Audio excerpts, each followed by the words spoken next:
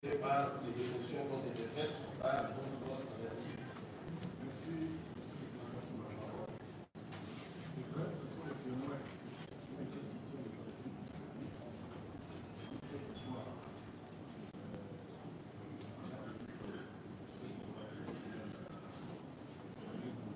On estime que les réponses, l'éclairage de la Cour par des experts par la présidence française nous satisfaction. Nous voyons que il reste au cas des accusations à voilà que les gamins vraiment sont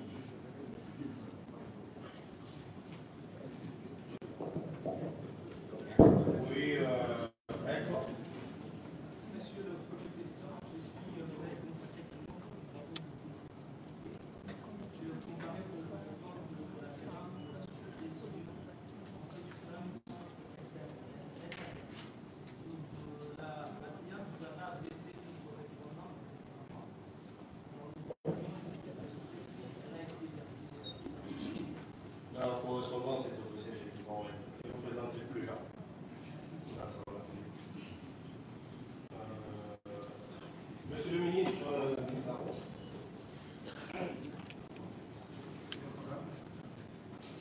La Cour remercie de votre disponibilité. Alors que vous n'avez même pas été cité à comparaître, vous êtes venu quand même, c'est un devoir d'État. La Cour vous en remercie.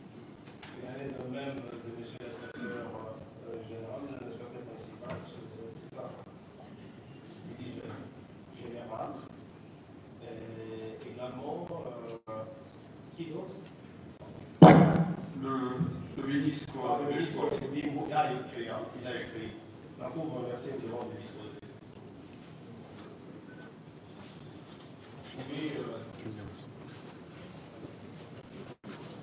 S'il vous plaît, monsieur le directeur, faites s'asseoir. Madame Rose, faites s'asseoir. Monsieur le Président, Maître Rich, j'ai bien pris votre argument. Maintenant, il a déposé la correspondance dans le dossier. S'il a une explication. La correspondance de qui? La rebanque. La rebanque. Il y a une correspondance au dossier, oui. D'accord. Messieurs et mesdames, pour moi, la Cour demande de disposer un peu. Et vous pouvez prendre votre place dans la petite salle d'audience qui est derrière. On fera appel à chacun de vous le droit. Déjà, merci de votre venue.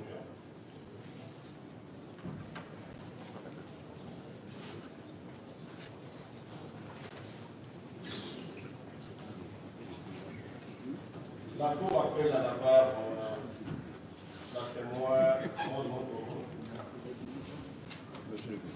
Et monsieur Latonier. Monsieur le Président, honorable membre de la Cour de cassation, Monsieur le Procureur général de la Cour de cassation, nous avons une préoccupation de principe.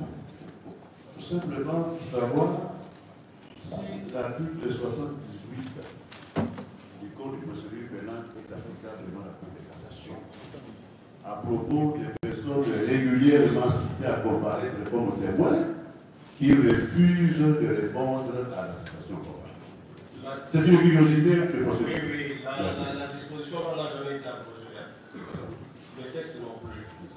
Le tableau en tirera les conséquences s'il va en appréciera l'opportunité. De manière. Maintenant, je pose votre vote. La Cour s'appelle.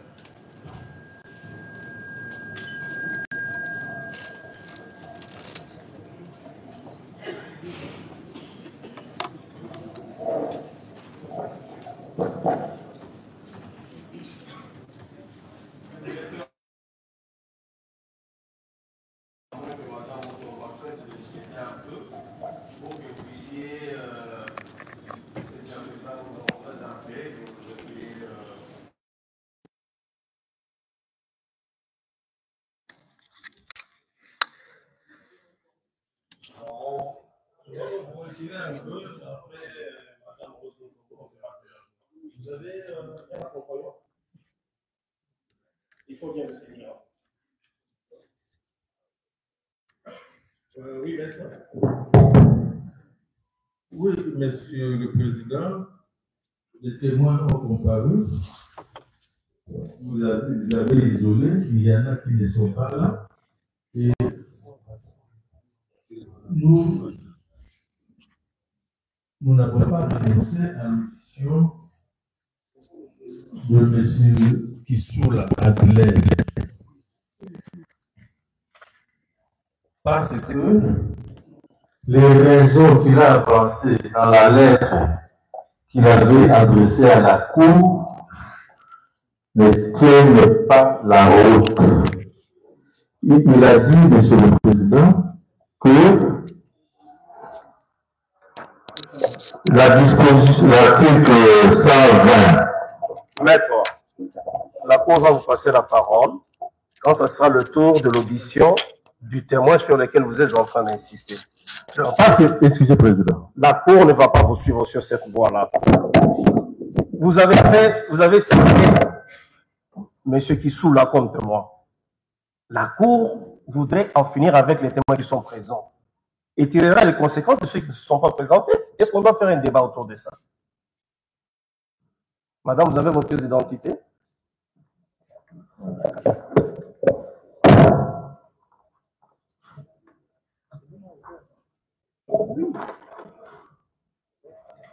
Déclinez ne fût-ce que l'identité sommaire, votre nom, post-nom, prénom.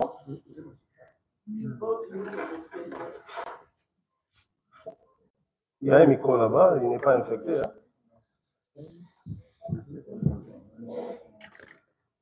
Nom, profession, ça suffit. Rose Mutombo Kiese, Rose, premier avocat général près le Conseil d'État, ministre honoraire d'État à la justice. D'accord. Vous avez été cité par le prévenu, Constant Motamba. La question est posée à ce dernier. Sur quel point, quelle question proposez-vous à la témoin ici présente en relation avec les faits qui vous sont reprochés?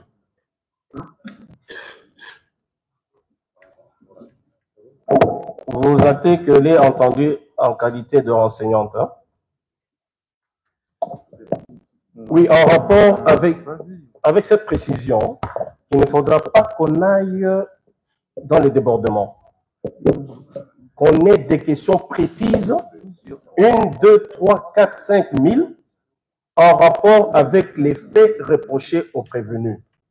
Si vous voulez poser la première, la deuxième, la troisième, et ainsi de suite. Vous en avez combien?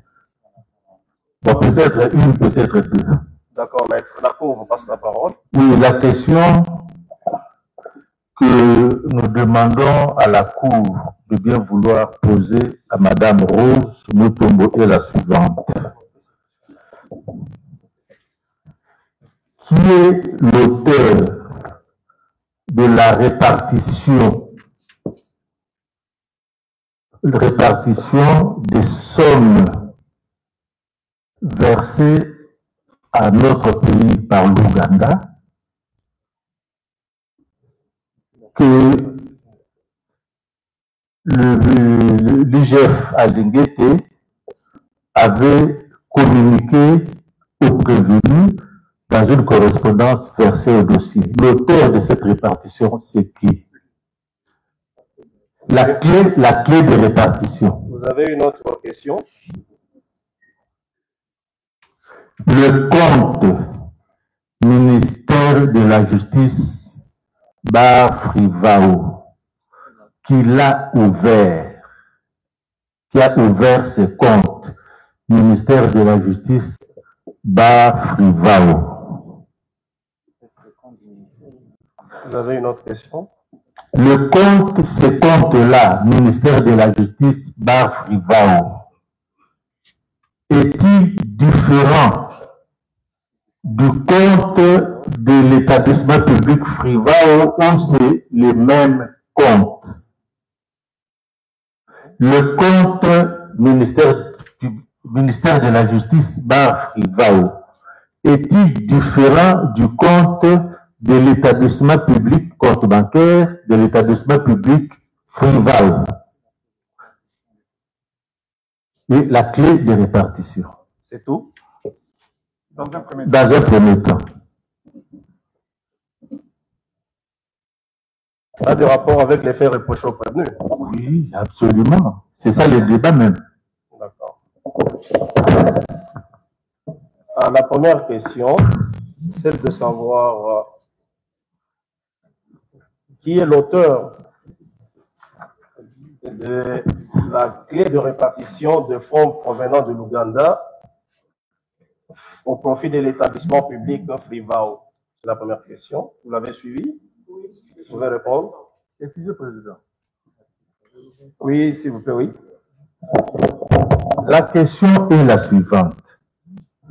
La répartition la clé de répartition des fonds versés à notre pays par l'Ouganda. Qui en est l'auteur? Pas seulement l'argent versé à Frivao, c'est tout l'argent venant de l'Ouganda, versé dans notre pays, sur pied de la décision de la Cour internationale de justice, qui est l'auteur de cette clé de répartition. La différence, c'est que les fonds destinés à la République démocratique du Congo et non pas à Frivao seulement. C'était ça la décision de la Cour internationale. Ils ont précisé leur question, enfin le prévenu a précisé sa question. Merci beaucoup de la parole, Monsieur le Président. La clé de répartition de Frivao est tirée de l'arrêt même de la Cour internationale de justice. C'est clairement expliqué dans cet arrêt. Vous n'en avez pas en substance? Je sais que pour ce qui est des victimes et des réparations, ça revient à 81%. Pour ce qui est du gouvernement, c'est 18,5%.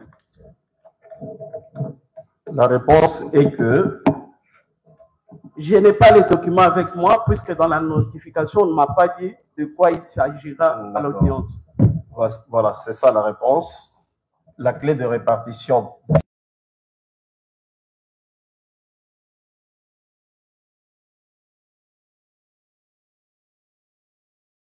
victime et 18,5% pour le gouvernement.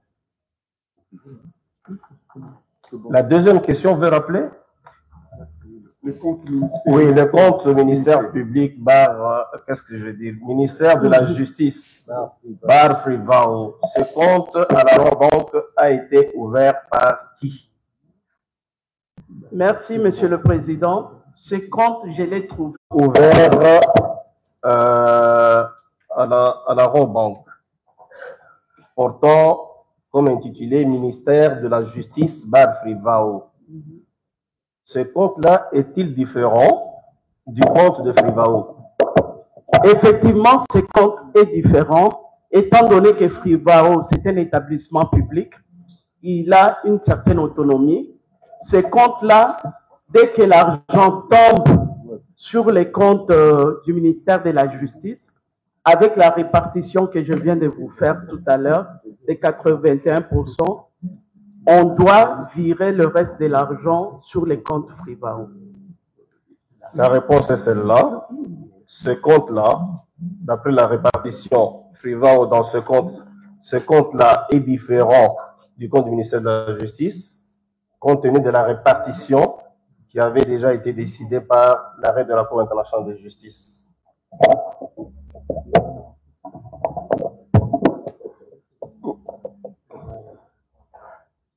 Oui, allons-y. Oui, Monsieur le Premier Président, nous avons une petite question à faire poser à Madame. Si elle peut nous fixer de la manière dont les répartitions sont faites au niveau de la banque. Je me rappelle, nous nous rappelons très bien de la question de la Cour qui voulait être fixée de cette répartition automatique. Si elle a trouvé aussi le même système, c'est-à-dire la Cour internationale de justice condamne, l'argent est versé. Cet argent est versé directement. Vous avez des répartitions qui sont faites. Est-ce que c'est une instruction qui a été donnée directement à la banque ou bien c'est la banque qui le fait d'elle-même?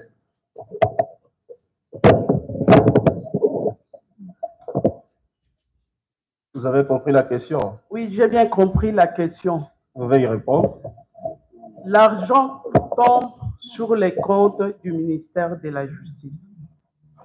Et étant donné qu'il y a la répartition de ces différentes quantités, c'est au ministre de la Justice, qui est le ministère des tutelles, qui vire sur les comptes de Frivao. Puisqu'en Ouganda, on ne connaît pas Frivao.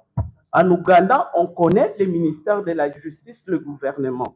C'est ainsi, quand cet argent arrive, le ministre des tutelles de la Justice a l'obligation de virer cet argent sur les comptes Frivao, mais les quantités qui reviennent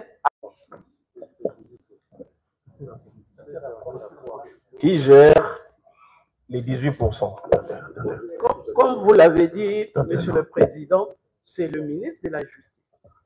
C'est le ministre de la Justice. Mais comment il doit gérer ça? C'est sur les orientations au niveau du Conseil des ministres. Voilà. Silence. Une fois de plus, la Cour vous rappelle que nous ne sommes pas dans une tribune pour assister à un match de football ou dans un marché. Vous êtes tenu à la discipline de la salle.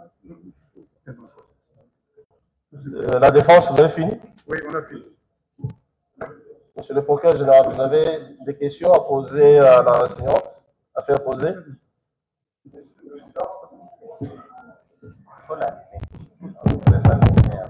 Monsieur le Président, nous sommes satisfaits parce que nous sommes réconfortés dans notre position. L'argent, pourquoi des faits de réaction à la Cour de cassation? Où sommes-nous? Monsieur le Président, nous sommes satisfaits et réconfortés dans notre position. Nous restons dans le cadre du contrat judiciaire de 19 900 000 $. Ont-ils été dépensés en accord avec le gouvernement ou sur initiative propre du prévenu? Et nous avons la réponse. Donc, nous n'avons pas de préoccupation particulière parce que nous sommes satisfaits avec l'éclairage renseignante des travaux propositifs. Merci.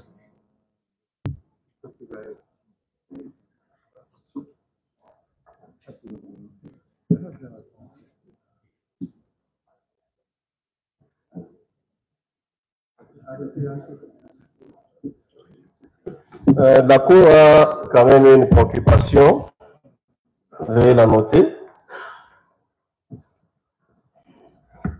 La Cour voudrait savoir, parce que vous avez eu à gérer le département ministériel de la justice, en votre temps,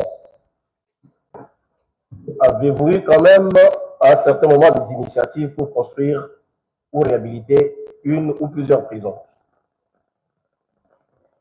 Oui, Monsieur le Président. On a eu à présenter le projet de la construction de la prison des Saké à Goma. Et la note d'information a été présentée au Conseil des ministres. Mais ce qui est différent pour ce contrat-là, c'était un partenariat public-privé. Puisque quand je présentais au Conseil des ministres, j'ai dit que le Trésor public n'a pas de l'argent pour la construction des prisons telles que levées lors des autres conseils des ministres. Et que j'ai une proposition à faire au gouvernement qui pouvait nous avancer. Et j'ai présenté dans une note d'information lors d'un conseil des ministres ma proposition qui a été validée. C'était quoi exactement? La majorité de nos prisons sont construites dans le centre-ville. puisque dans les temps, du temps colonial, il n'y avait pas autant de population. C'est ainsi que la prison de Mouzézé, qui est en plein centre-ville, dérangeait les différentes populations environnantes. Quand j'ai présenté ces projets, on a eu à nous réunir avec les différents ministères sectoriels qui interviennent. On a été avec les infrastructures, l'urbanisme, l'aménagement et les affaires foncières, puisque on devrait intervenir dans la province du Nord Kivu pour avoir un terrain pour construire cette prison-là. Et les experts ont eu à travailler, ont fait plusieurs descentes, et finalement, les consortiums qui avaient gagné le marché, puisqu'on a suivi toutes les procédures et on avait l'anneau. Quand le consortium a été accepté à notre niveau, ils ont produit leur cahier des charges et les ITPR ont validé les cahiers des charges. Et chaque fois, malheureusement, cette prison, on avait terminé déjà les gros ouvrages, il restait les finitions et la guerre a éclaté. C'est déjà tollé, c'était une prison de 3500 personnes construite sur des normes modernes. C'est-à-dire quoi? C'est-à-dire il y avait les centres de loisirs, il y avait les ateliers de formation professionnelle, il y avait le cafétéria, il y avait l'infirmerie, et on est arrivé là, ça n'a pas évolué. Et que, avant qu'on commence les travaux, j'avais tous les documents des ITPR avec la validation du cahier des charges, et même quand la construction a commencé, les ITPR étaient sur terrain pour voir, et ils descendaient avec mes équipes et l'aménagement du territoire, le ministère de l'aménagement du territoire, chaque fois au niveau des Goma. C'est l'expérience que j'ai vécue pendant mon passage au ministère, et que cette prison, elle est là. On ne sait pas continuer tous les travaux restants, mais le contrat est là et il est encore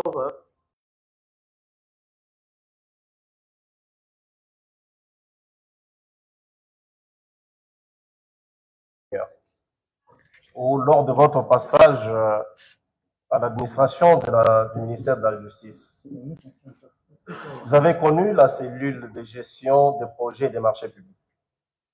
Si oui, qui nomme les membres et selon quels critères? J'ai trouvé cette cellule et je n'ai touché personne et je les ai laissés. Sûrement,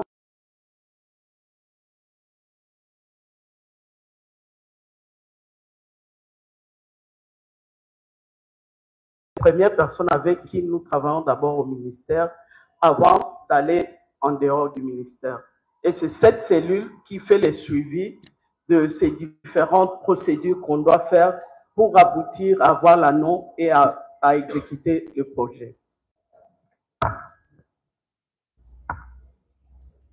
Enseignante, la construction de prisons, c'est une question sécuritaire, oui ou non? Ça, c'est la première question. Et la deuxième, à votre départ du gouvernement, vous avez laissé à peu près combien dans le compte du gouvernement et celui de FIVAO?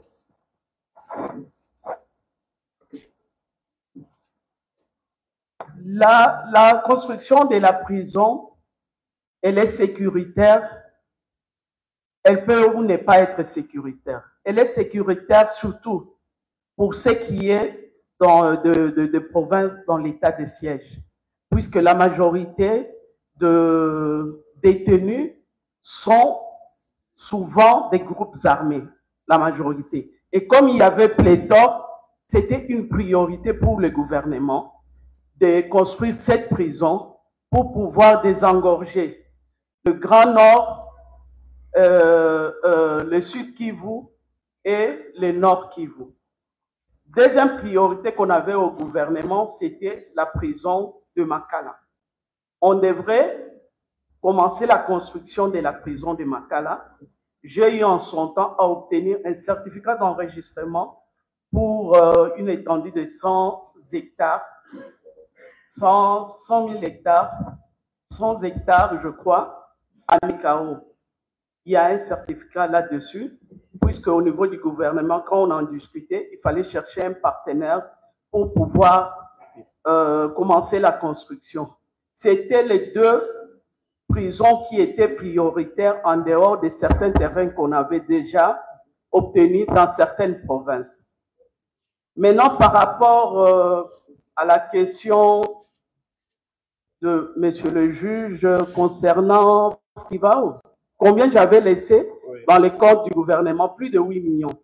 Je n'ai pas les chiffres en tête, ça fait plus d'une année. Mais je crois le relevé bancaire peut faire fi du montant exact. Bien, s'il n'y a pas d'autres questions.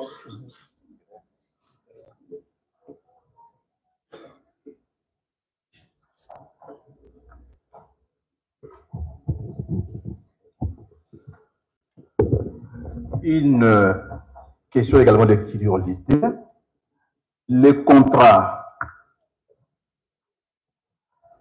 lorsqu'il a été question de construire la prison à Goma, je crois que c'était à ça que ça devait avoir lieu. Les travaux ne sont même pas allés jusqu'à terme. Ok, alors, les contrats pour ces travaux-là a été conclu par qui? Entre qui et qui? Est-ce que entre le ministère de la Justice et je ne sais pas quelle entreprise, ou entre le ministère des ITPR et l'entreprise X qui a été désignée? Comment, pour avoir une précision là-dessus?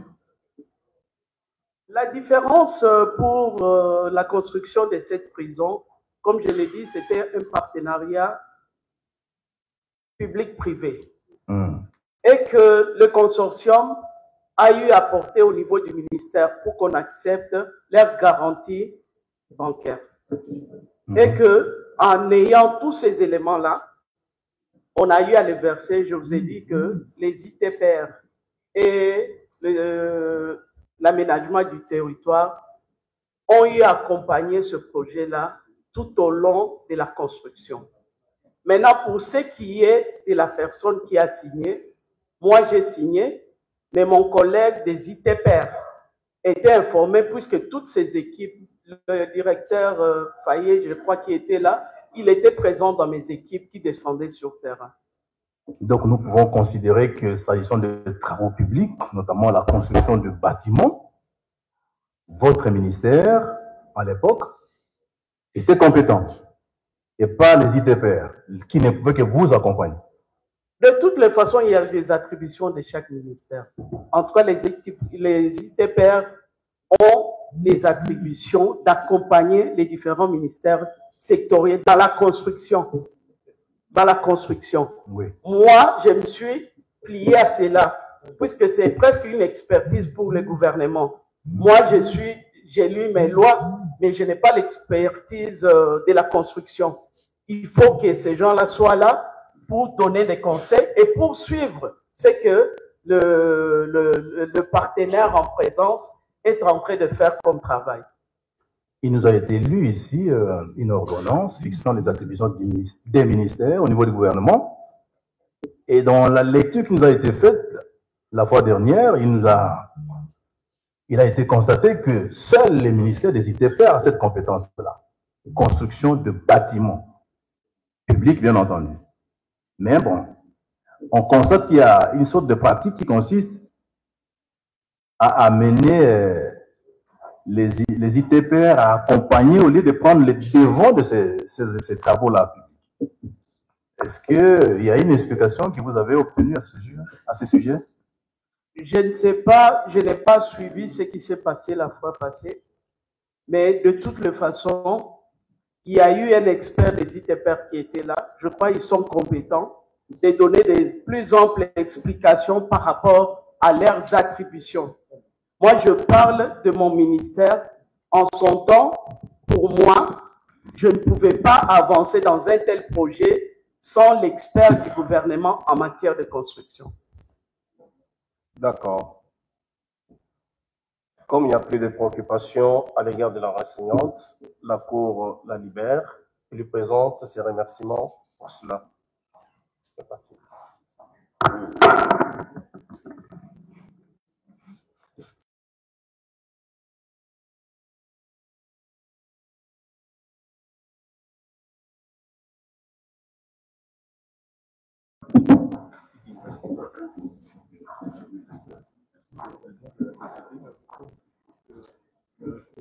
Major,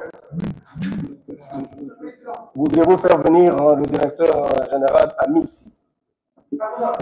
Très bon. Oui.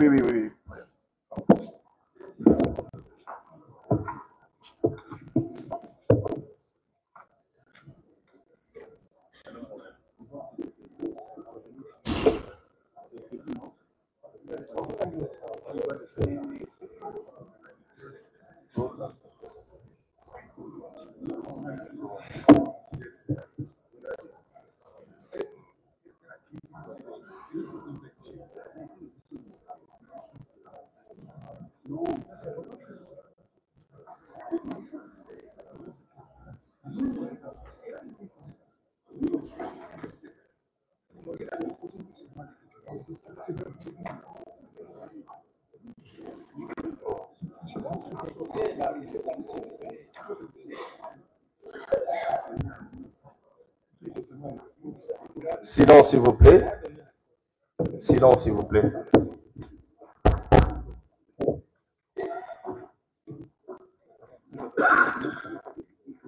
Comparez M. Amissi et Radi.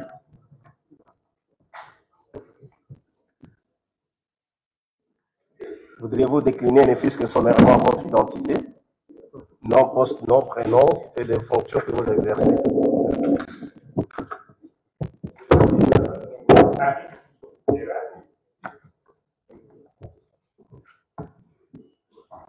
Votre honneur, je disais, je suis Amissi et Radi. Oui, ça veut dire. Profession? Profession, professeur d'université, mais servant également l'État en tant que directeur général du guichet unique de création d'entreprise. Vous avez été cité par le prévenu Mutamba, à qui la Cour voudrait demander de quoi il est question. Les questions auxquelles M. Amissi, qui est entendu à titre de renseignant, peut nous donner. Oui, Monsieur le Premier Président, nous avons fait citer Monsieur Amissi, tout simplement parce que nous avons quelques pièces qui gisent bien sûr dans votre dossier aussi. Je crois de la cote 134 à la cote 136. Nous voulons tout simplement que M. Amissi et Radi, par votre canal bien sûr, nous fixe sur l'authenticité de ces pièces. Avec votre autorisation,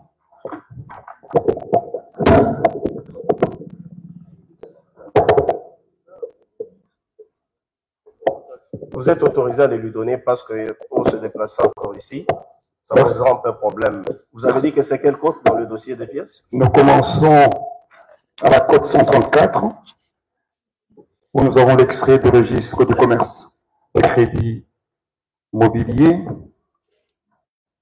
C'est lui qui en est l'auteur. Oui, c'est venu de ces services. D'accord. Oui. Et puis nous avons la cote 135, les renseignements relatifs à la personne morale et les actes consultifs de la société Zion qui ont été légalisés ou bien authentifiés par ce service.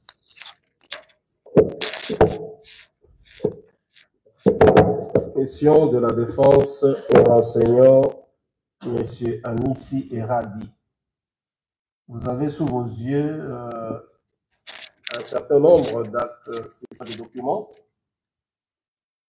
qui sont cités par le prévenu. vous pouvez nous les rappeler à chaque fois que vous voulez répondre. La première pièce porte quoi? Et qui en est l'auteur? Est-ce que c'est valable? Voilà les questions posées et auxquelles nous attendons des réponses. Votre honneur, Monsieur le Président, la question me posée revient à pouvoir, puisque ce sont des pièces qui établissent l'existence de la société. Donc la question me posée revient à confirmer si ces pièces-là sont véritables et authentiques, et donc si la société, elle existe. Effectivement. C'est quelle pièce? La première pièce, c'est l'extrait du registre du commerce et du crédit immobilier. Qui est établi le 28 mars 2024. Alors, pour bien vous éclairer, le 28 mars 2024. Pour bien vous éclairer, Auguste, pour le guichet n'est que déclaration d'entreprise par ma bouche, je voudrais vous donner les précisions suivantes relativement à ces pièces. Nous avons établi à travers le système informatisé des guichets de déclaration d'entreprise. Vous aviez préparé déjà une note quant à ce? Non, une note. Vous saviez de quoi sur quoi on allait poser des questions? Évidemment, on est... Répondez sans document. Je réponds sans document à la main. Vous avez les documents qui vous sont présentés parce que vous gérez, oui. Merci. Alors, pour aller vite, je certifie que ce document est authentique et il provient du guichet unique de déclaration d'entreprise. D'accord. Le document suivant. Il porte d'ailleurs ma signature. D'accord. L'autre document? Il en est de même de l'autre document. C'est lequel? C'est le registre de commerce et de crédit immobilier. Il porte également votre? Il porte ma signature. Et établi quand? Établi à la même date, le 28 mars 2024. Ces mêmes pièces, je les ai ici. Pour le compte de la société Zion. Zion Construction. Zion Construction. Donc, c'est le document qui atteste la matérialité juridique et valable de cette société. D'accord. L'autre? Les actes constitutifs. Donc, c'est-à-dire les statuts. Ce sont les statuts de Zion. Oui, effectivement. Ça ne vous concerne pas? Si. Ça me concerne, votre honneur. De quelle date? Pour que nous puissions immatriculer une entreprise, une société, eh bien la société doit présenter... Oui, je ne sais pas si vous comprenez la préoccupation de la Cour. Hein. Ce n'est pas vous qui en êtes auteur. Mais c'est une pièce essentielle à l'établissement des autres. Parce que les statuts, ce sont les statuts sociaux, hein, qui sont les actes de la société qui vous a saisi. Donc, ce n'est pas votre œuvre. Ces statuts sont présentés au guichet unique de déclaration d'entreprise. Est-ce que vous comprenez la préoccupation de la Cour? Ce n'est pas votre œuvre. On voudrait vous opposer tout simplement les actes que vous avez posés. Votre honneur. Et qu'à cela ne tienne, les statuts là sont de quelle date?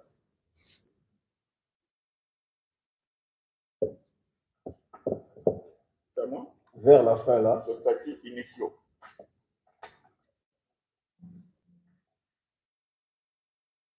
Frère Kinshasa 2. Ici, il n'y a pas la dernière date. Il n'y a pas la dernière page. Mais moi, je peux retrouver dans mon dossier la dernière page. À cela ne tienne. L'autre document. Non, c'est tout. Monsieur le Tony. Oui. Revenu, c'est vous qui avez produit cette oui. date. Oui. Il n'y a pas de date? Je ne retrouve pas la dernière page. Mais on a versé dans le dossier.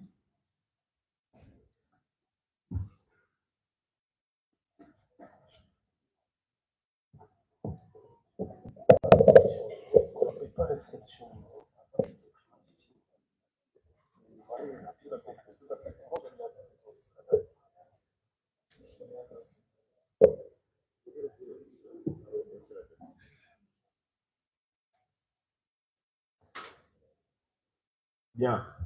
À ce stade, on constate que les statuts n'ont pas de date. Dites à la Cour, c'est quelle date? Oui, ben, je peux vous répondre sans pour autant inverser les droits de la personne qui est témoignée, parce que parmi les pièces à déposer pour avoir les extraits, il faut les statuts. Donc la Cour n'est pas à ce point-là. La Cour voudrait savoir des statuts, la date de compte. Donnez seulement la date des statuts, c'est tout. C'est pas vous qui en êtes l'auteur. C'est pas vous qui en êtes l'auteur plutôt. Pour vous, vous avez une date? À la dernière page de ce statut auguste pour, les associés disent ceci, ainsi fait à Kinshasa, date de l'acte notarié. Il y a donc l'acte notarié. Donc il faut prendre l'acte notarié pour connaître la date de ce statut. C'est juste ce que je voulais apporter comme éclaircissement à la fin. Oui, maître. C'est Ikombe. Vous avez la parole. Juste la date, hein, on passe. L'acte notarié l'an 2024, le 18e jour du mois de mars. Ça va. Et une autre pièce? C'est tout? C'est tout. On peut rentrer chez nous? Et bien sûr. D'abord, qui vous a demandé d'aller là? C'était l'arrêt de la Cour qui nous a renvoyé là-bas. Est-ce que vous avez des préoccupations? Oui. À l'égard du renseignant? Oui. Oui. Quand on suivit très bien le renseignant, il a parlé des actes initiaux. Ce qui signifie qu'après ces actes initiaux, les actes constitutifs, il y a des actes aujourd'hui, je peux dire, qui sont en vigueur, qui ne sont plus les mêmes actes. Est-ce qu'il peut nous expliquer pourquoi il a précisé que ce sont des actes initiaux par rapport aux actes qui existent aujourd'hui? Est-ce qu'il avait été saisi pour ça? Les actes postérieurs? Non, c'est toujours des actes qu'il a reçus. Il a dit des actes initiaux. Oui. Vous supposez qu'il y a, vous dites que ça suppose qu'il y a d'autres actes. Ou bien ce sont des actes, il s'agit de quels actes d'abord? Non, les actes constitutifs de la société. Il a bien dit. C'est les statuts. Et les actes postérieurs qui accompagnent les actes constitutifs. Non, parce qu'au niveau du parquet, nous avons eu, notre client a reçu 1, 2, 3, 4 questions en ce qui concerne les actes. Il a précisé que les actes initiaux avaient des associés qui ne sont plus les mêmes. C'est comme ça que, en suivant très bien le renseignant, il donne ces détails. Ils ont créé la société en 2024, je crois que c'est ça. Et aujourd'hui, s'il y a eu une évolution par rapport aux associés. Voilà. Vous avez suivi la question. Les actes initiaux, comme vous les avez identifiés ou nommés, ce sont ceux-là. Est-ce qu'à l'heure actuelle, il y a eu évolution par rapport à ces actes dans la réalisation des objectifs de la société Zion Construction? Votre honneur, Monsieur le Président, effectivement, il y a eu évolution. Lorsque nous avons parlé des actes initiaux, c'est puisqu'il y a eu des actes, d'autres actes qui ont suivi. En effet, à la création de cette société, il y avait des associés. Si vous permettez, je vais les nommer. Les deux associés, c'était M. Mouchene Willy et Mme Inamaoro Ange Mayoro. C'était les deux associés. Le premier est intervenu dans la formation du capital à raison de 51%. Et la seconde... La cour, s'il vous plaît. Nous sommes en matière répressive. Vous saviez qu'on allait vous poser des questions sur cette société pour que vous puissiez vous prémunir des notes avec des dates et des précisions de ce genre? Votre honneur, Monsieur le Président, votre témoin, c'est une personne qui réfléchit. C'est une personne qui suit l'actualité. Et lorsque nous sommes cités, et par notre profession, nous ne pouvons nous imaginer que ça ne peut être autour des actes que nous posons, à savoir tout ce qui tourne autour du registre de commerce et du crédit immobilier. Et c'est en toute logique et un nombre responsable, un nombre qui réfléchit, que nous pouvions nous prémunir. C'était juste, s'il vous plaît, M. Anissi, c'était juste un constat.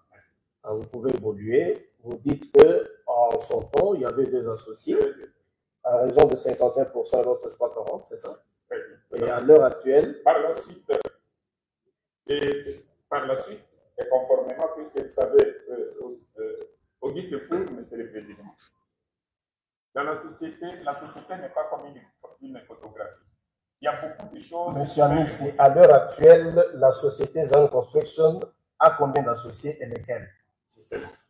Donc, ça a toujours des associés. Ce que j'étais en train de dire, c'est que conformément à la loi l'autorise. Voilà, et ça, les choses ont évolué. Il ne faut pas qu'on reste sur. S'il vous plaît. Il ne faudra pas qu'on puisse être stationnaire. On a évolué, la question a été claire. À l'heure actuelle, l'évolution est comment? Vous avez dit que c'est toujours deux associés. Mais deux personnes différentes. Mais deux personnes différentes. C'est-à-dire, il y a eu, si vous permettez. Lesquels? L'un des associés a cédé ses parts à une autre personne. Donc, l'associé. Qui a cédé à qui? L'associé Moucheni Eneni Willy a cédé ses parts à M. Boutoua Loutete Jacques. Et cette session est constatée par un acte de session. Les associés ont approuvé conformément à la loi cette session et on a présenté cela au guichet de déclaration d'entreprise. Et comme il exige justement la loi, en l'occurrence l'acte uniforme sur les secteurs commercial et le groupement d'intérêt économique, il a fallu procéder à l'inscription complémentaire. Et cette inscription complémentaire est suivie par ce qu'on appelle les statuts contrôlés, c'est-à-dire les statuts ne sont plus les statuts. L'essentiel est entendu. L'essentiel est entendu. Vous êtes professeur d'université, si on ne vous arrête pas, c'est comme un auditoire. Et donc, il y a eu évolution, c'est-à-dire qu'à l'heure actuelle, il y a eu quand même cession de part de Moucheni à Betoutra. Et que Mme Oro est toujours là. Exact. D'accord. Autre question? Oui, Monsieur le Premier Président, la toute dernière, elle est simple.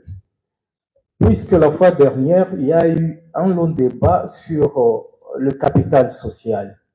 On voulait savoir, en ce qui concerne la création d'une SARL, combien il faut pour constituer le capital social? Bien, je ne sais pas si c'est une préoccupation qui peut nous avancer. Parce que là, vous nous faites glisser dans le droit commercial, particulièrement le droit des sociétés, à la constitution de la société anonyme ou par action à responsabilité limitée. Qu'est-ce qui est requis comme capital de départ? C'est ça? Vous pouvez édifier la Cour contre ce? Votre honneur, Monsieur le Président, effectivement, on peut édifier la Cour. S'agissant de la forme de cette société Sion, qui est la société à responsabilité limitée, l'acte uniforme de l'OADA fixe le capital minimum à l'équivalent en francs congolais de 2 000 $. Ça, c'est l'acte uniforme.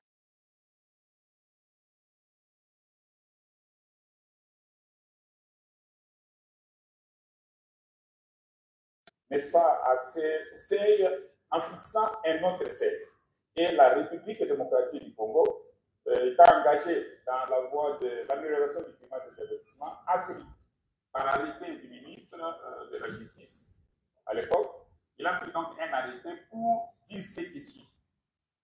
S'agissant des sociétés à responsabilité limitée, il appartient aux associés eux-mêmes de fixer les montants du capital social en tenant compte de l'objet de leur société. Donc, en République démocratique du Congo, pour ce qui concerne la SARL, il n'y a pas un seuil. Il appartient donc aux associés de fixer librement, n'est-ce pas, le capital de leur, n'est-ce pas, société. Une autre question? Oui, Bâtonnier Condé. Monsieur le Président, merci beaucoup pour la parole. Monsieur le Président, Monsieur de la Cour de cassation, honorable procureur général près la Cour de cassation, je voudrais faire poser aux renseignants ou aux témoins une question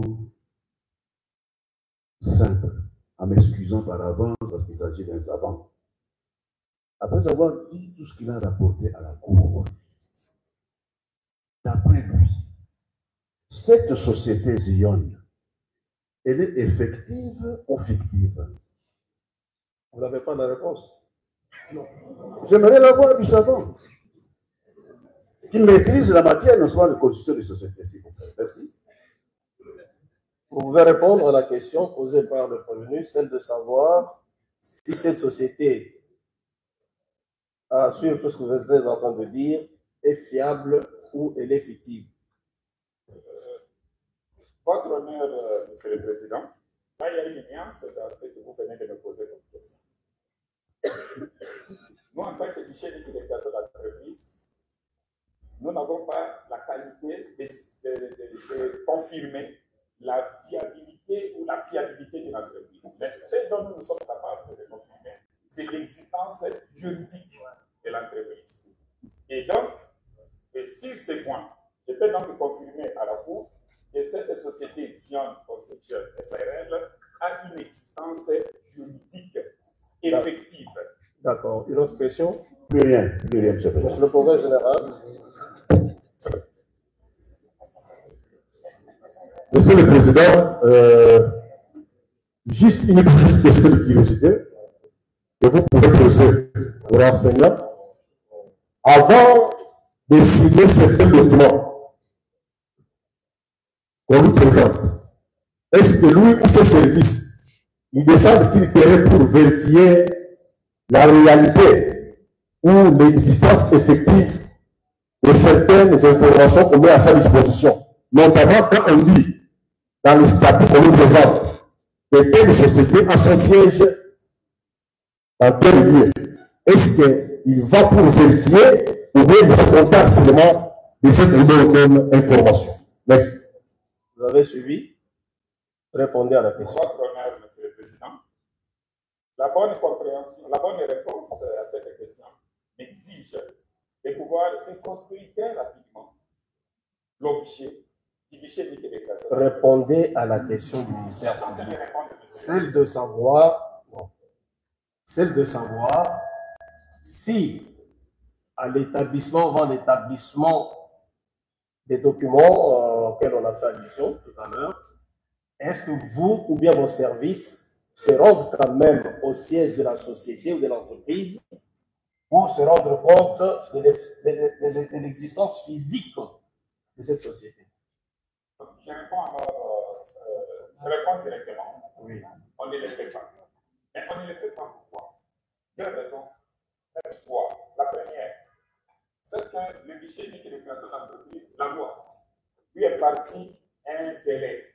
Le délai maximum, c'est 3 jours. Pour boucler, je dis bien boucler, c'est-à-dire octroyer aux entreprises tous les documents. Registre de commerce, pas seulement registre de commerce, numéro d'identification nationale, numéro impôt. Bref, c'est la bref, vous le faites. Ça va. Non. Vous aviez fait citer aussi d'autres témoins, lesquels? Ce sont des témoins de charge. Parmi ceux qui sont là.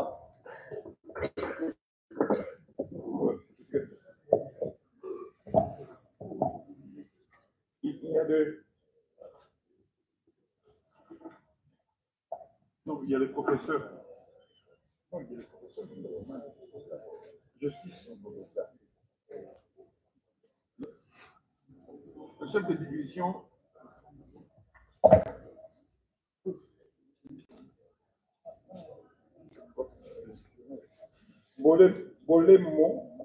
Bolema Kombozi, chef de division provinciale de la justice.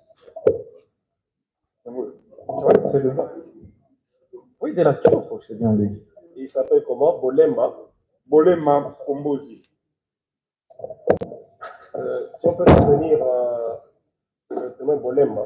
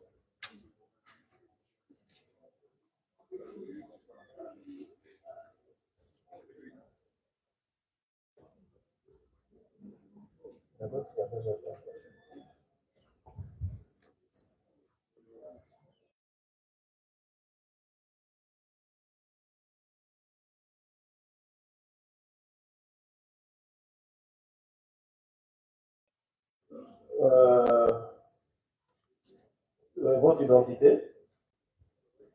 Il y a un micro là. Il y a un micro devant vous là. Monsieur Bolema Kombozi Gérard. Profession. Chef de division provinciale de la justice et garde des Sceaux dans la province de la Tchoko. Merci. La Cour va lui poser des questions sur quel point? La première question, Monsieur le Président, Monsieur la Cour, Monsieur le Procureur général, c'est de savoir si Louis, en tant que chef de division provinciale de la justice dans la province de la Tchoko, il était au courant d'un projet de construction d'une prison à Kisangani. La deuxième, c'est Anna. Connaît-il ou avait-il des informations sur le site où cette prison devait être construite? La troisième, avait-il reçu une délégation venue de Kinshasa pour faire des travaux préliminaires sur le site? Merci. Et c'était quand il a reçu cette délégation? Monsieur Bolema Kombozi, vous êtes encore un peu de renseignements. Ok. Merci, président. Répondant à la première question. La première question était de savoir si M. Gérald Bolema Kombozi était au courant du projet de construction d'une prison à Kisangani. La réponse est oui. J'étais au courant au mois d'octobre, quand son Excellence est passé à Kisangani. Il m'avait informé. Octobre de quelle année? De l'année 2024. Il m'avait informé de la construction d'une moderne prison et nouvelle à Kisangani. Et il m'avait remis la maquette de cette prison-là. La deuxième question, le site qui avait été choisi? Le site, je n'avais pas d'idée, mais quand les deux ingénieurs, la première vague des ingénieurs est passée à Kisangani, ils étaient en deux, ils ont trouvé un autre ingénieur à Kisangani. Ils sont passés me voir pour que nous puissions aller au site. C'est un de ces ingénieurs qui était bien sûr à Kisangani, qui nous a dirigés et il nous a conduits au site. Arrivé là, j'ai trouvé. Oui, c'est quel site? Site où l'on doit construire la nouvelle prison. Oui, situé où? C'est à 11 km du centre-ville de Kisangani, la route qui mène vers l'aéroport de Bangoka. Mais arrivé au kilomètre 8, on prend la gauche, 3 km après, on arrive au site. D'accord. La troisième question?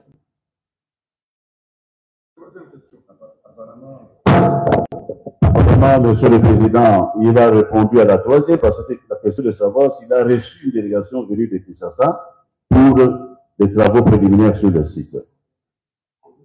Et combien de fois sont-ils venus à titre complémentaire? Combien de fois il a reçu les délégations de Kinshasa pour des travaux préliminaires au niveau du site? Combien de fois avez-vous reçu la délégation de Kinshasa? J'ai reçu à 2 reprises, à deux fois. La première équipe était venue de 2 ingénieurs et la seconde était un ingénieur photographe qui est venu faire les études du sol 2 fois. C'était en quelle année? Vous pouvez avoir une idée sur les dates? 2024. Pardon? C'est toujours l'année 2024. Au mois d'octobre, mais l'espace, c'était de 3 semaines.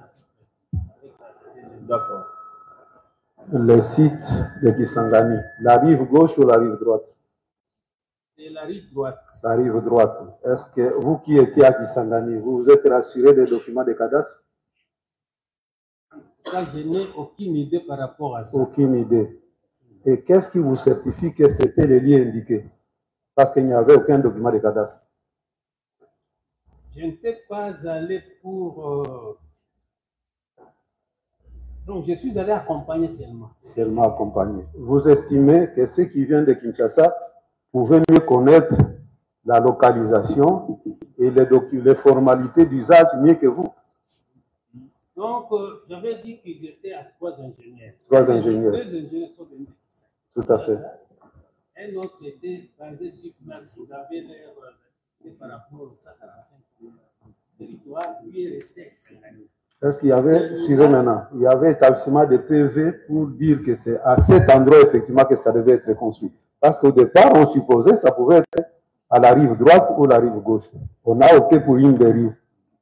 Maintenant, est-ce qu'il y avait des PV qui établis pour ce genre de travaux? Que vous avez vu?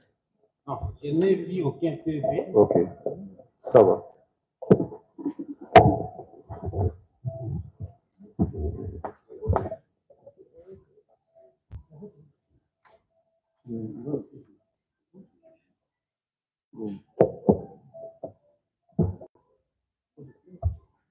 Monsieur Bolem, la Cour aimerait savoir avec précision quels sont réellement les travaux qui ont été réalisés sur ce terrain-là. Votre honneur, Président, c'est la même question que j'avais posée aux ingénieurs. C'est moi qui suis le représentant du ministre de la province. Venez effectuer des travaux dans ma province. Vous devez me dire qu'est-ce que vous venez faire. Il me dit, nous faisons ce qu'on nous a envoyé de faire et nous réservons la gratuité de tous les travaux que nous allons faire à son Excellence, Monsieur le ministre. Donc, ils ont refusé de me dévoiler ce qu'ils sont venus faire. Oui, j'étais là seulement pour les accompagner. Oui, mais quand vous les avez accompagnés, qu'est-ce que vous aviez vu réellement? Bon, j'ai vu des matériaux qu'ils ont amenés et ils ont pris quelques garçons pour les aider dans des travaux, des bouchers, tout ça, parce que... Non, quels travaux? Bon, ils voulaient prendre les échantillons du sol. C'est peut-être essayer de voir la qualité du sol ou quoi. Moi, je suis resté un peu sur la grande route. Ils sont en train de voir l'étendue. Peut-être qu'ils ont amené avec eux des GPS ou quoi. Je n'ai pas pu vérifier ce qu'ils vont faire. Je les ai seulement accompagnés. Moi, je suis resté sur la grande route.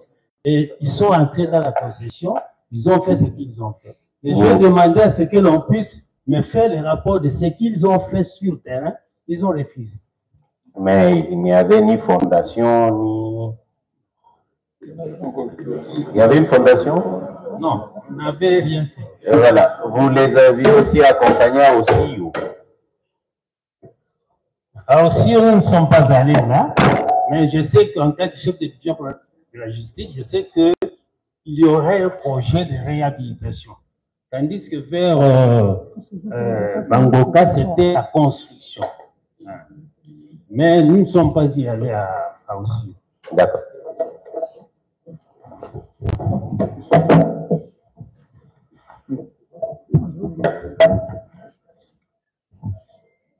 L'enseignant Bolema, c'est Bolema ou bien Bolema?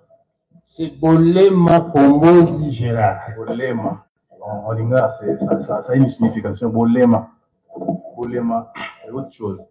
Bon, nous n'allons pas entrer dans ça. J'espère que vous n'êtes pas Bolema. La question que la Cour veut vous poser est la suivante. Vous avez été sur terrain. Est-ce que vous pouvez nous dire les lieux en question s'appellent comment? Et nous voulons vous rappeler que vous avez été entendu devant un officier de police judiciaire avant d'arriver ici. Est-ce que vous pouvez nous donner la précision du lieu? Les lieux s'appellent comment? Donc, ça a un nom, vous l'avez donné à l'OPJ. C'est quel nom? c'est la route qui mène vers Kandangwa. Bon, je disais que c'est la route d'abord de l'aéroport, arrivé au point kilométrique 8. Arrivé au point kilométrique 8, on a 3 km. Maintenant, c'est 3 km qui mènent vers Kandangwa. D'accord. Ok. Alors, nous retenons que c'est Ngandangwa, c'est cela? Ngandangwa ou bien Ngandangwa? Kandangwa. Ngba, oui, parce que nous sommes à Kisangani, effectivement. Ngandangwa, c'est quoi pour vous Ngandangwa? Est-ce un village?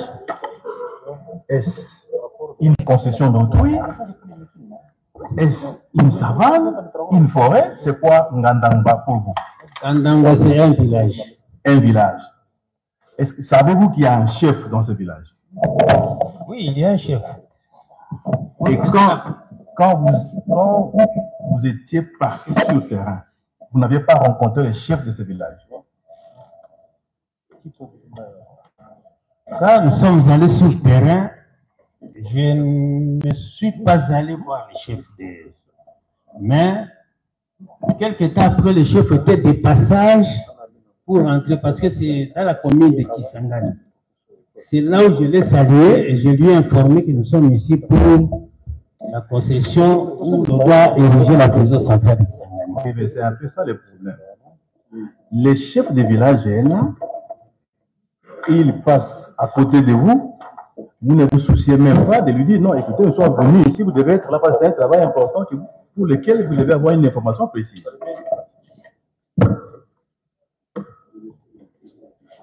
Oui. Donc, je lui ai informé que ma présence ici, c'est pour des travaux sur le site où on doit ériger la prison centrale de Kisangani. Lui, il avait un peu regretté. Comment moi, en tant que chef d'entité, je ne suis pas informé, mais tenu informé par une correspondance. C'était ça pour sa préoccupation. Moi, il dit, bon, moi aussi, je suis venu d'abord accompagner l'équipe qui vient de Kinshasa. Ok, nous voulons aussi vérifier ceci. Vous avez dit lors de votre audition devant l'OPJ que Ngandangwa, c'est un espace qui avait été cédé et qu'aujourd'hui, il n'y a plus de gens qui puissent, n'est-ce pas, et qu'il y a beaucoup de gens dans ces lieux-là qui occupent pratiquement cette forêt-là. C'est votre déclaration devant le. Est-ce que vous la confirmez? S'il vous plaît. Vous aviez dit devant l'officier de police judiciaire, Kongoloka Karamba. Vous vous souvenez de lui, n'est-ce pas? Oui, bon. Vous avez dit que c'est un espace de plus ou moins 12 hectares. Cette précision vient de vous. De plus ou moins 12 hectares. Et que c'est deux familles, en fait, deux personnes de même famille qui l'avaient cédé. Bon, aux personnes qui sont là du reste. Est-ce que vous confirmez ce fait-là? Oui, je le confirme parce que c'est une information qui est venue au point de mon directeur de prison. C'est-à-dire que quand j'ai appris que la pancarte qu'on avait mis là, c'était enlevé, j'ai envoyé le directeur de la prison centrale de Kisangani pour aller vérifier. C'est lui, du moins, qui a eu le temps d'échanger un peu plus longtemps avec le chef de quartier. Il a dit, mais cette concession-là, que vous prétendez être la concession de la prison, il y a un litige déjà. C'est une concession de deux personnes. Semble qu'une personne a retiré cet acte de vente. Voire même le directeur avait fait un petit rapport au secrétaire général pour lui dire de ces points-là. Quand il m'a informé que non, en tout cas, chef, c'est comme s'il y a déjà un tige dans ce terrain, je l'ai instruit d'écrire. C'est vous qui étiez sur le terrain, écrivez au secrétaire général, lui informant de cette situation-là. Ok. Ce n'était pas une correspondance administrative comme telle. C'est un petit message que vous avez fait à votre hiérarchie, n'est-ce pas? Non, c'est le directeur, mon directeur que je l'ai envoyé pour vérifier. Oui, mais c'est pas un texto, non? C'était pas une lettre administrative. Vous avez seulement envoyé un message à votre directeur. Bon, nous allons poser encore une autre question. Est-ce que les correspondances entre vous, comme chef de division provinciale de la justice, et votre hiérarchie a existé au sujet de ce terrain-là en Ngandanga?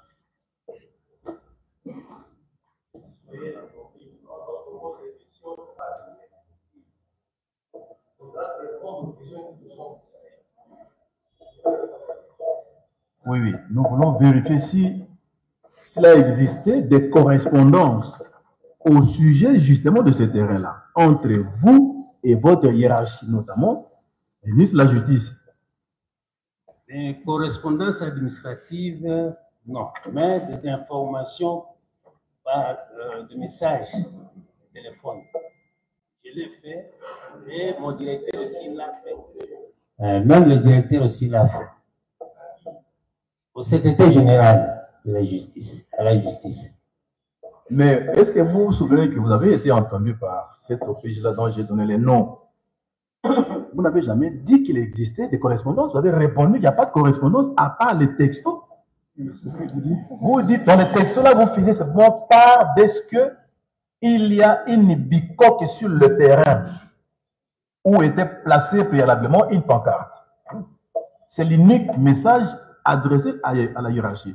Et vous avez même ajouté que s'agissant de travaux sur terrain, il n'y a rien.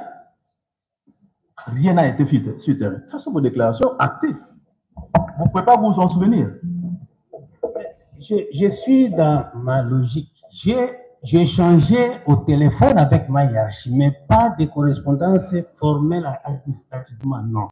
J'ai informé quand même ce qui s'est passé sur le terrain. Même le directeur, quand il est passé. Notamment quoi, précisément? Qu'est-ce que vous avez donné comme information, à part ce que vous avez invoqué là?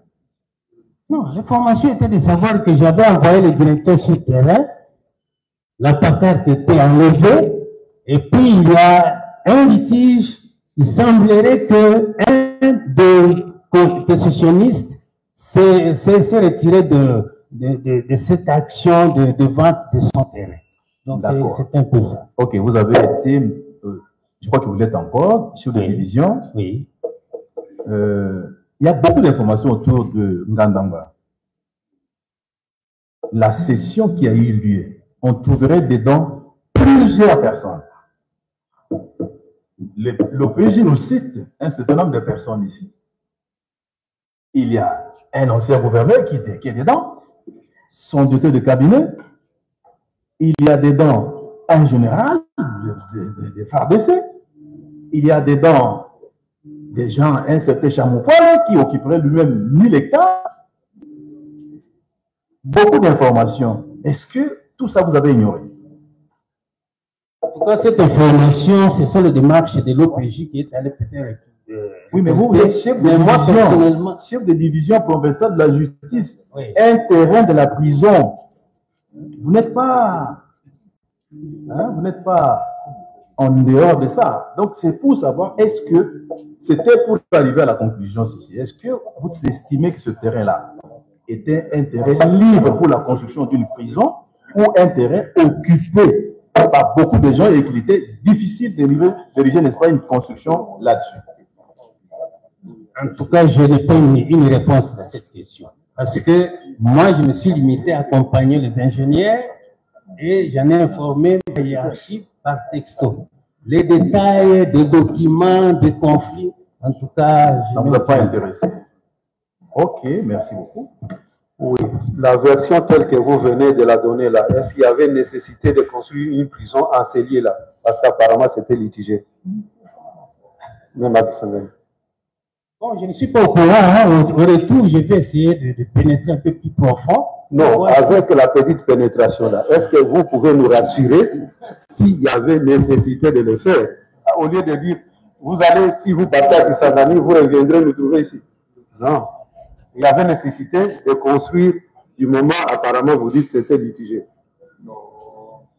Au niveau de Kisangani, il y a nécessité de construire une prison parce que la situation de la prison centrale de Kisangani n'est pas favorable. Ce lieu-là, je n'ai aucune information par rapport s'il y a eu litige, s'il y a eu vente, s'il y a eu ceci.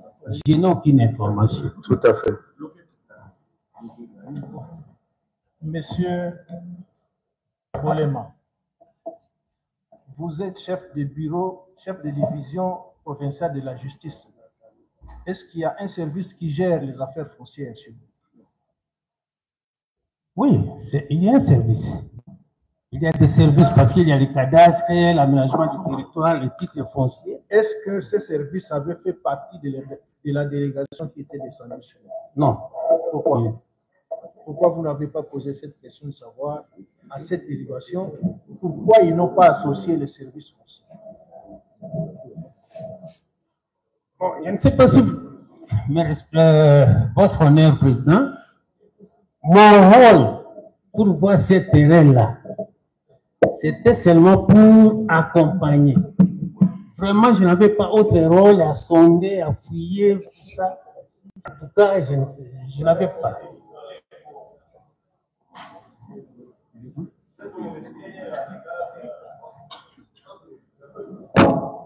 Oui, tout ce qui se faisait pour ce terrain, en tout cas, j'étais à l'écart.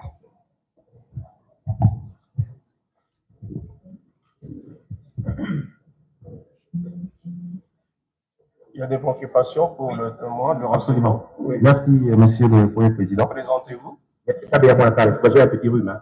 Je suis un peu perpétré.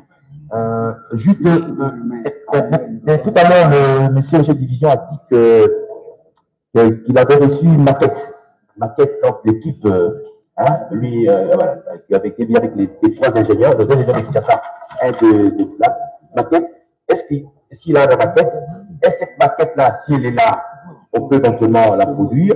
Si, et d'après lui, cette maquette correspondait à une prison ou à des habitations? C'est la question que je souhaiterais que votre cours pose au témoin. Bien. La maquette qui vous avait été présentée, d'abord vous avez suivi la question, vous allez répondre? Oui. Oui, j'ai fait un effort de pouvoir produire ça en dire. Ça est dans mon téléphone. C'est ça. En tout cas, ça correspond à une prison.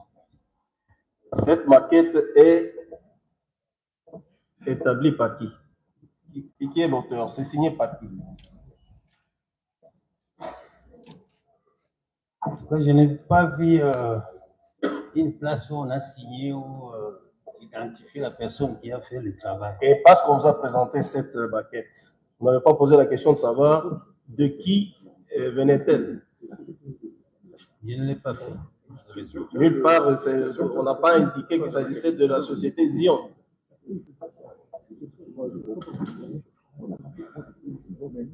Bon, dans tous les cas, je crois que vous avez déposé ça dans le dossier. Non, juste une confirmation, c'est bon. Oui, il a répondu à votre question. Absolument, il a répondu à la question. Oui. La question sur la pancarte. Il est revenu sur la pancarte. Qui avait posé la pancarte? Elle disait quoi? Qui avait posé la pancarte? J'ai accompagné les ingénieurs. On a trouvé sur place une pancarte. Qu'est-ce qu'il y avait comme inscription sur la pancarte? Oui, il y avait des inscriptions. Ici sera érigée la prison centrale de Kisangani rénovée. Merci. C'est ça la réponse. D'accord. Mesdames et messieurs, vous êtes journaliste accrédité pour faire ce que vous êtes en train de faire? Par qui? Pardon? Vous êtes de quelle chaîne? Pardon? CBS. Vous aviez écrit, on vous a répondu. Madame là-bas, pourquoi vous avez caché votre téléphone? Vous l'avez descendu pourquoi? Vous êtes de quel organe de presse? Pardon? Pardon?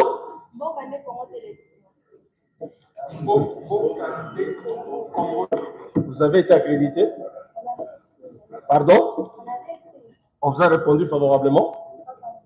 Arrêtez ce que vous êtes en train de faire. Autorisation tacite. Messieurs, vous êtes de quelle station? L'homme du téléphone. Pardon? Vous venez d'où? Ils sont accrédités, oui ou non? Vous avez écrit le nom où? Vous avez écrit à qui? Arrêtez ce que vous êtes en train de faire là.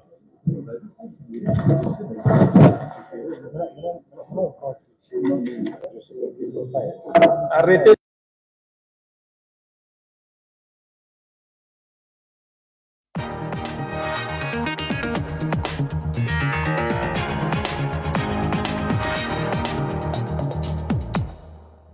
Bonjour à tous, très heureux de vous retrouver pour ce nouveau numéro de Parlement Hebdo, l'émission qui vous fait vivre les temps forts à l'Assemblée nationale et au Sénat. Et comme chaque semaine, on vous propose un débat entre un sénateur et un député avec aujourd'hui Pierre-Jean Verzelaine. Bonjour. Bonjour. Vous êtes sénateur de l'Aisne, membre du groupe Les Indépendants, République et Territoire au Sénat. Et face à vous, Rodrigo Arenas. Bonjour. Bonjour. Vous êtes député La France Insoumise de Paris.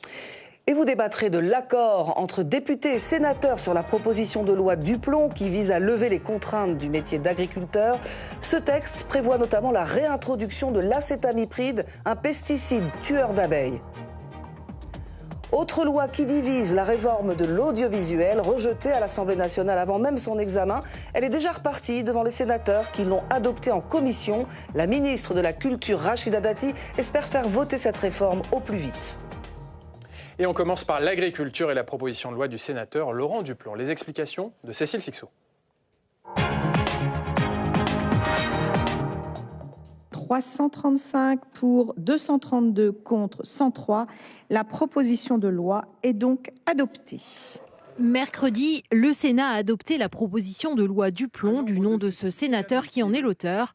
L'objectif de son texte, simplifier les contraintes des agriculteurs.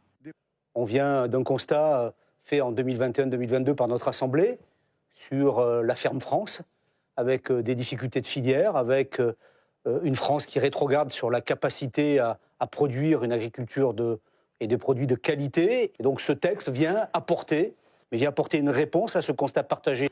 Le parcours de cette proposition de loi n'a pas été sans embûches.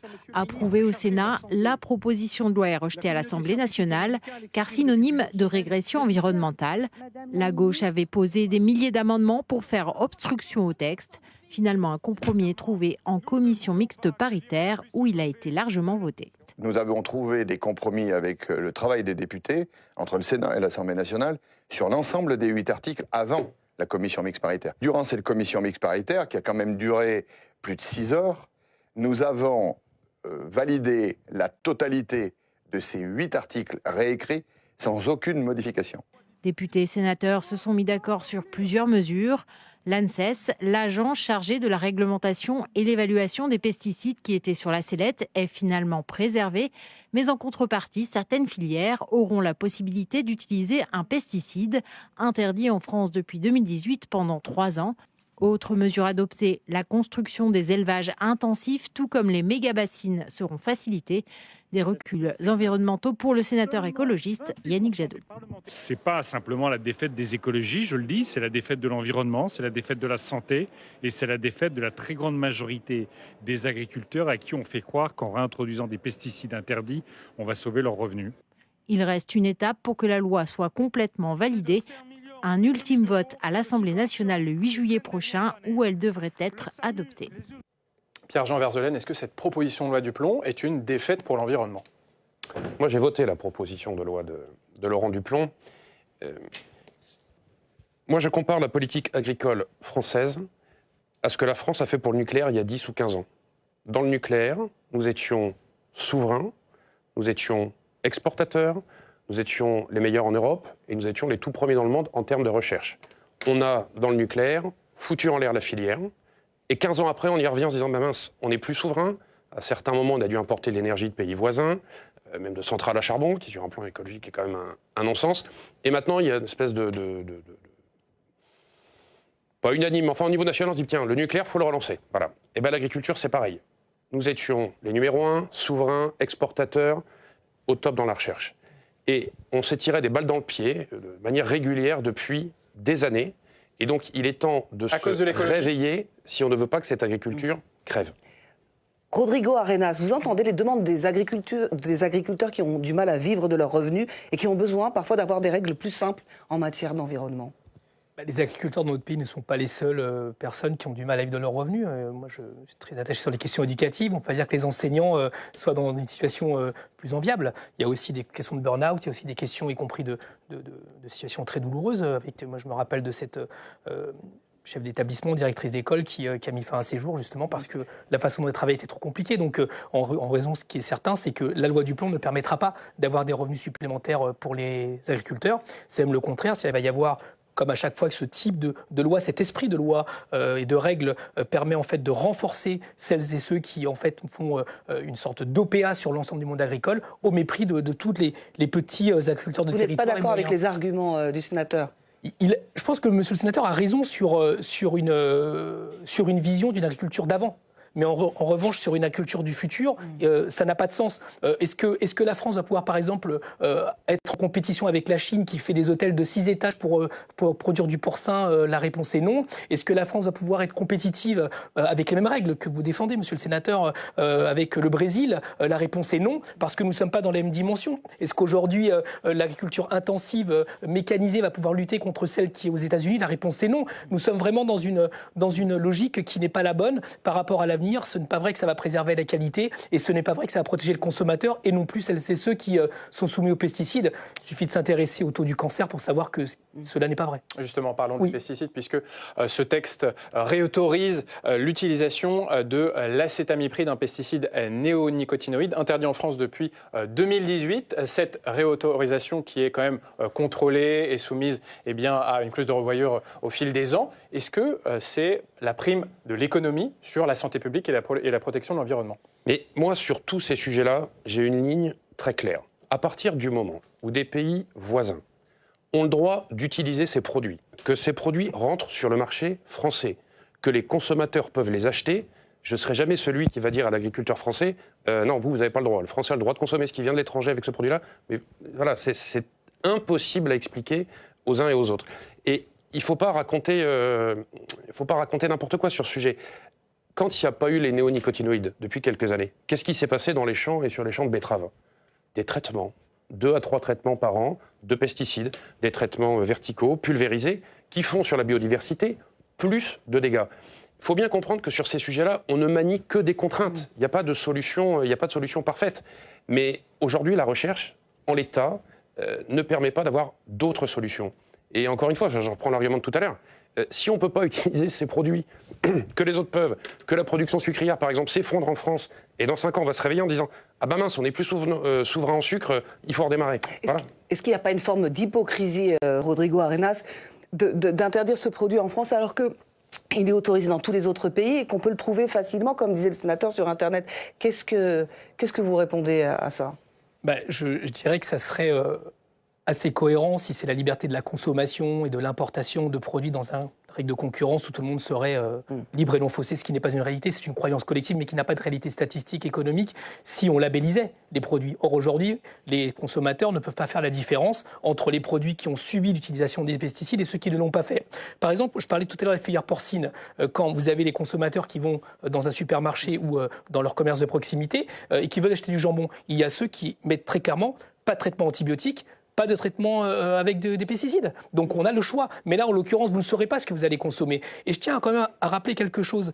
J'ai fait un rapport sur la souveraineté alimentaire avec Charles Sitzenschuss, qui est un député de la majorité de Groupe Horizon. Il n'y a pas de souveraineté en termes d'agriculteurs parce que vous le savez très bien, monsieur le sénateur, les fertilisants nécessitent d'avoir des matières premières qui viennent d'autres pays. C'est comme pour le nucléaire. Nous ne sommes pas producteurs d'uranium. Donc cette souveraineté est remise en question par rapport aux liens que nous avons avec les autres pays. Et je pense que ce qui serait vertueux pour notre pays, pays de gager sur le fait que notre agriculture sécurise les consommateurs, parce que c'est de cette façon-là que nous allons pouvoir avoir un regard de souveraineté. C'est-à-dire que si nous savons, si les consommateurs savent, si les utilisateurs d'un sorte de service public de l'alimentation savent que ce qu'ils mangent est sain pour eux, sain pour leurs enfants et surtout sain pour ceux qui les produisent, alors nous pourrons sortir du lot. Nous avons été par le passé novateurs sur un certain nombre de champs, que ce soit sur le champ économique mais aussi sur les questions sociétales. Je pense qu'aujourd'hui cette loi est un recul par rapport à l'exemple que nous pouvons donner, qu'un pays peut s'organiser, devenir résilient, protéger les petits agriculteurs, que ce soit en termes d'intrants mais aussi en termes d'eau. Je pense que nous allons en parler. Et bien justement, vous faites les transitions. Ah oui, dans ce débat, je voudrais qu'on parle des méga-bassines, car cette proposition de loi,